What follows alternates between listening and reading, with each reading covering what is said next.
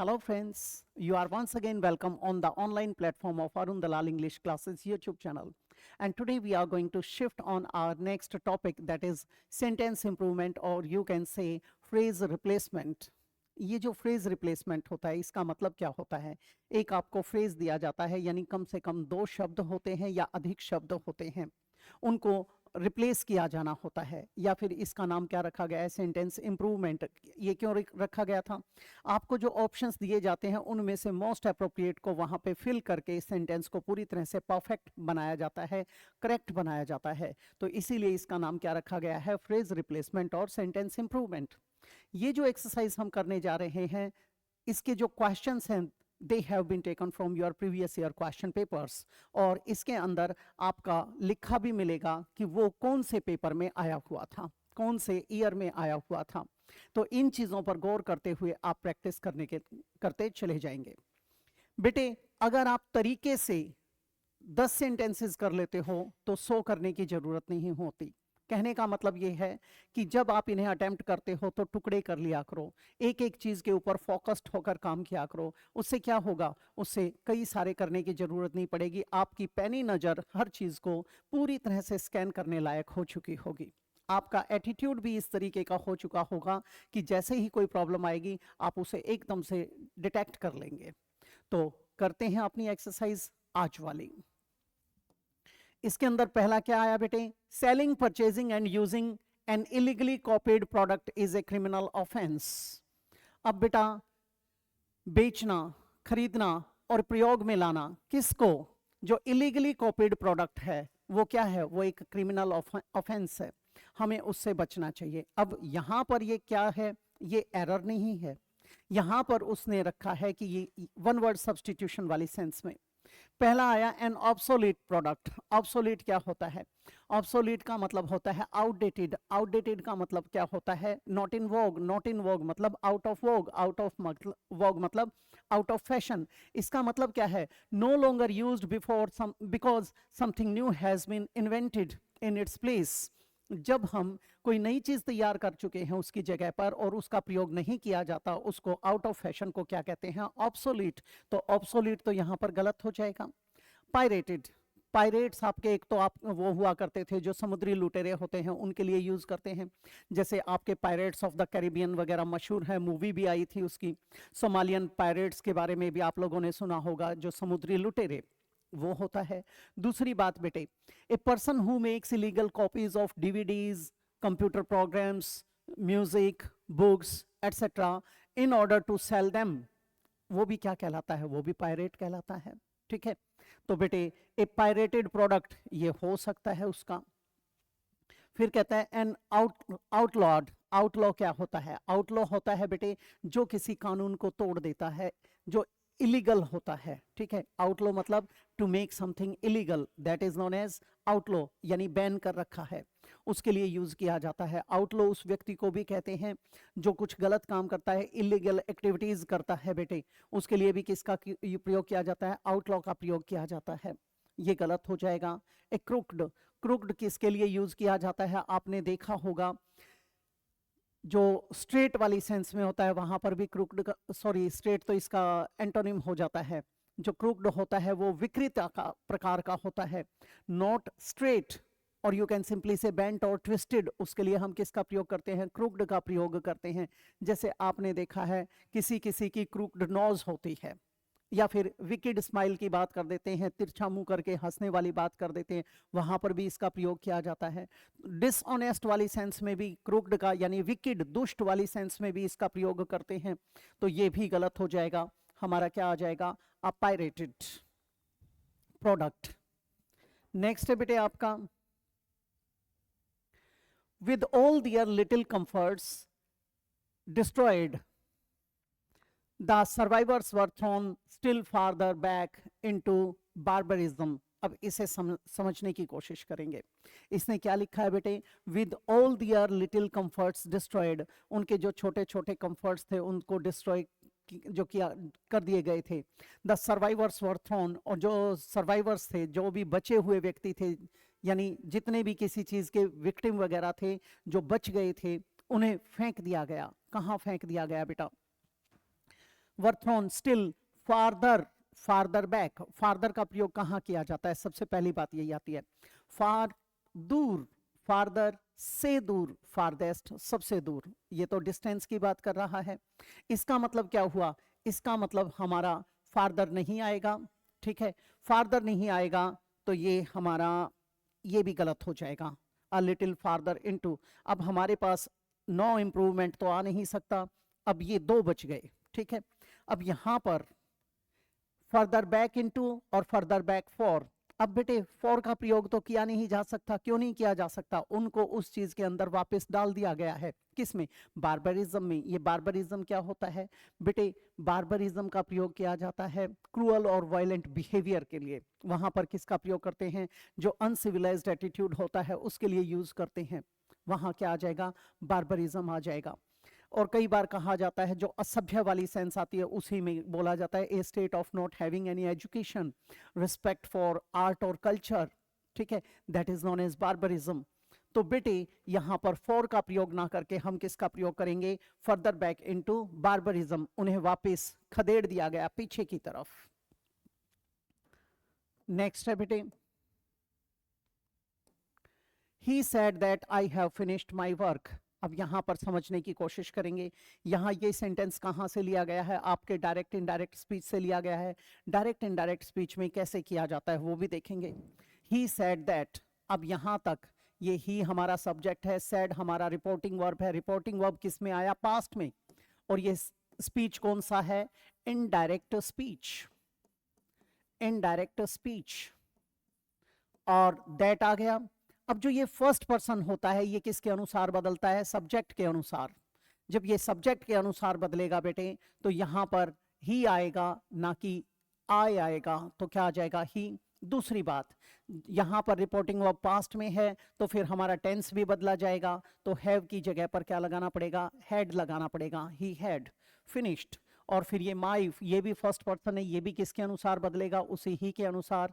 यहां पर क्या आ जाएगा? His work. इसका मतलब इसमें नो इम्प्रूवमेंट तो आ नहीं सकता, ठीक है। अब हमारे पास जो आया उसके हिसाब से देखते हैं, ही हैड फिनिश्ड हिज वर्क, बेटे ए हो सकता है हमारा। ही हैज तो गलत हो जाएगा यहाँ पर। आई हैड, बेटे आई नहीं आएगा क्योंकि first person changes according to the subject of the reporting verb, तो बाकी ठीक था, ये दोनों गलत हो गए। ही वॉज, बेटे वॉज तो आ नहीं सकता क्योंकि उसने परफेक्ट टेंस रखा है, तो ये गलत हो जाएगा। ही वॉज फिनिश्ड का मतलब है उस आदमी को खत्म किया गया, ये तो पैसिव वॉइस हो जाएगा, गलत हो गया। तो इसके अंदर हमारा क्या आ जाएगा? He had finished his work. Next पे चलते हैं बेटा। Many great people born in that small village. अब यहां पर एक चीज देखेंगे, पहली बात, बेयर, बॉर,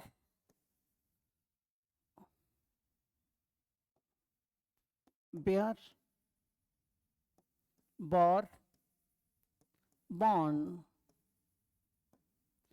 फिर अगला भी बेयर, बॉर, बॉर्न। बेटे ये जो है इसका मतलब है to produce, to deliver, to give birth to somebody और समथिंग। किसी व्यक्ति को जब जन्म दिया जाता है या किसी जीव को जन्म दिया जाता है उसके लिए इसका प्रयोग करते हैं। और नीचे वाला जो बेयर आया है इसका मतलब होता है टू टॉलरेट, टू एंड्योर, सहन करना, झेलना, बर्दाश्त करना। ये तो हमारा गलत हो जाएगा। अब यहां पर आ जाते हैं। अब यहां पर मैनी ग्रेट पीपल, बहुत सारे महान लोग, ठीक है। बोर्न, बोर्न हमारा क्या आया? पास्ट पार्टिसिपल आया, थर्ड फॉर्म। थर्ड फॉर्म अकेला आ नहीं सकता, इसका मतलब या तो इन्होंने पैदा किया, इन्होंने पैदा किया इन दैट स्मॉल विलेज। अब यहां पर किसको पैदा किया वो नहीं आया, इसका मतलब ये पास्ट टेंस यानी सेकंड फॉर्म गलत हो जाएगा, ठीक है। इसका मतलब क्या हुआ कि ये सेंटेंस हमारा किस में आएगा? पैसिव वॉइस में आएगा। कई महान लोगों को उस गांव में पैदा किया गया था, इसका मतलब है कि यहां पर पैसिव वॉइस आएगा, तो थर्ड फॉर्म को तो रख लेंगे। और ये पीपल प्लूरल है, प्लूरल है, तो इसका मतलब क्या है? यहां पर प्लूरल वर्ब आएगी। किया जाता है हो नहीं सकता, किया गया था पास्ट की बात आएगी, और पीपल प्लूरल है तो क्या आ जाएगा? वर्ब। अब यहां देखते हैं, पीपल के साथ वॉज नहीं आ सकता क्योंकि ये प्लूरल है, ये सिंगुलर है, एक एलिमिनेट हो गया।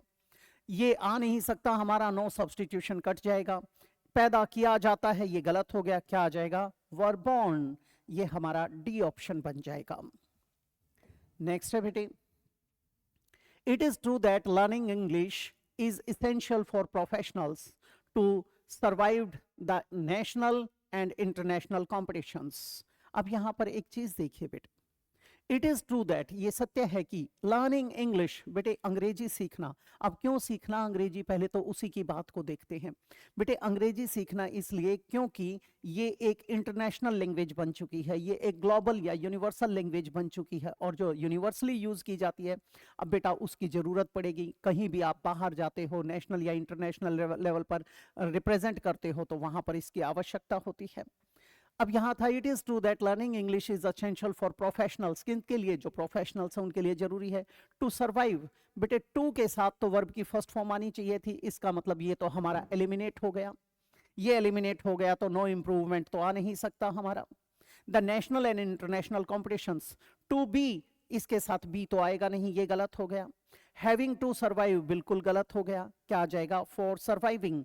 फॉर सर्वाइविंग भी लिख सकता था, फॉर सर्वाइवल भी लिख सकता था, लेकिन सर्वाइवल होता the national and international competitions, तो वहां पर थोड़े से चेंजेस आ जाते हैं हमारे पास। अब क्या आ जाएगा, it is true that learning English is essential for professionals for surviving the national and international competitions, और वो सर्वाइवल गलत हो जाता। दूसरी बात, टू के साथ आएगा तो यहां पर क्या आ जाता, वर्ब का फर्स्ट फॉर्म, तो इसीलिए हमने किसको चुना है, ऑप्शन नंबर डी को। नेक्स्ट पे चल पड़ते हैं। Peer pressure is bound to affect most of us both positively and negatively। ये peer pressure क्या होता है, पहले तो इसी को जान लीजिए। बेटे कई बार क्या होता है, आप लोग आपस में यार दोस्त बैठकर अपनी तैयारी करते हैं, ठीक है, और उस टाइम पे क्या होता है, जो कंपटीशन वाली फीलिंग होती है उसकी बात की गई है, वहां पर कई बार कुछ बच्चे दब जाते हैं, कुछ बच्चे ऐसे होते हैं जो उसका फायदा उठाते हैं, उस सेंस में यूज किया जाता है। तो बेटा peer pressure is bound to effect most of us both positively and negatively. जो पीयर प्रेशर होता है वो बाउंड है, किस चीज के लिए बाउंड है, वो हम पर प्रभाव डालता है पॉजिटिवली भी और नेगेटिवली भी। अब कैसे उसे समझेंगे, टू के साथ वर्ब की फर्स्ट फॉर्म आती है। अब बच्चे क्या सोचते हैं, इसको वर्ब समझ लेते हैं, जबकि आमतौर पर हम इफेक्ट को एक नाउन वाली सेंस में यूज करते हैं, और जो अफेक्ट होता है इसको एक वर्ब की तरह यूज किया जाता है।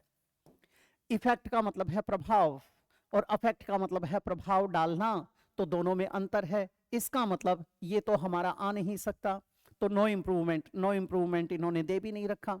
इसका मतलब क्या है, ये तो एलिमिनेट करना ही पड़ेगा।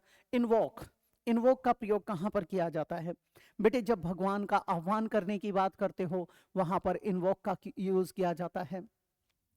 जैसे आपके नरेशन के अंदर अक्सर आता है, जब कभी भी आह्वान करेंगे, गॉड को एड्रेस करेंगे, वहां पर इन्वोक यूज किया जाएगा। दूसरा, जब मेंशन किया जाता है किसी कानून को, किसी नियम आदि को, वहां पर भी यूज किया जाता है। जब किसी व्यक्ति को, किसी थ्योरी को भी यूज करते हैं तो वहां पर भी इन्वोक का प्रयोग करते हैं, ये तो हमारा गलत हो जाएगा।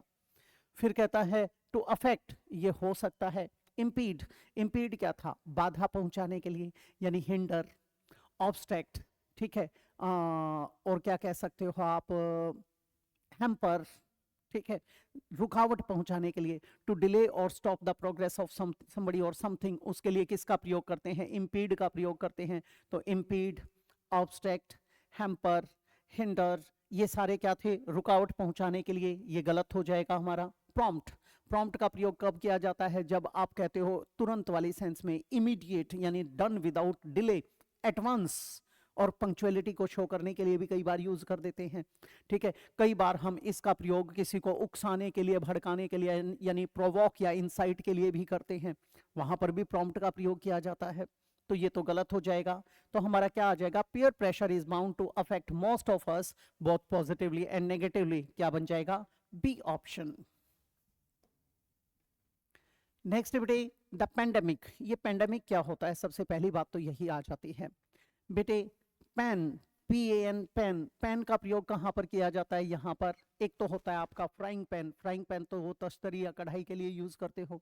दूसरा, यहाँ पर जो ये पेन यूज किया गया है, ये सर्व या सर्वत्र के लिए यूज किया गया है, ठीक है, सर्व या सर्वत्र की जब कभी भी बात करते हो तो पेन लगाते हो, इससे बनता है पैंथीस्ट। पैंथीस्ट कौन होता है? सर्वेश्वरवादी। A person who says that there is god in everything, that person is known as pantheist. एक टर्म और आती है pantheism, a belief, principle or doctrine that says that there is God in all natural things, that is known as pantheism. तो ये pan क्या है बेटे? ये सर्व या सर्वत्र के लिए आया था। So a disease that spreads over a whole country और द होल वर्ल्ड, जो सर्वव्यापी है, विश्वव्यापी बीमारी है, उसको क्या कहते हैं? पेंडेमिक। तो यहाँ आया the pandemic has challenged education systems. जो कोरोना आया था, कोविड-19 के दौरान की बातें हैं, तो उस टाइम पे उसने क्या किया था? पूरे के पूरे एजुकेशन सेंटर को चुनौती दे दी थी। To ensure learning continuity. अब यहाँ पर क्या कहता है? To ensure. एंश्योर क्या होता है बेटे? किसी चीज को सुनिश्चित करने के लिए किसका प्रयोग करते हैं? वही एंश्योर का प्रयोग करते हैं, ठीक है। टू मेक श्योर, डेफिनेट बनाने वाली सेंस में।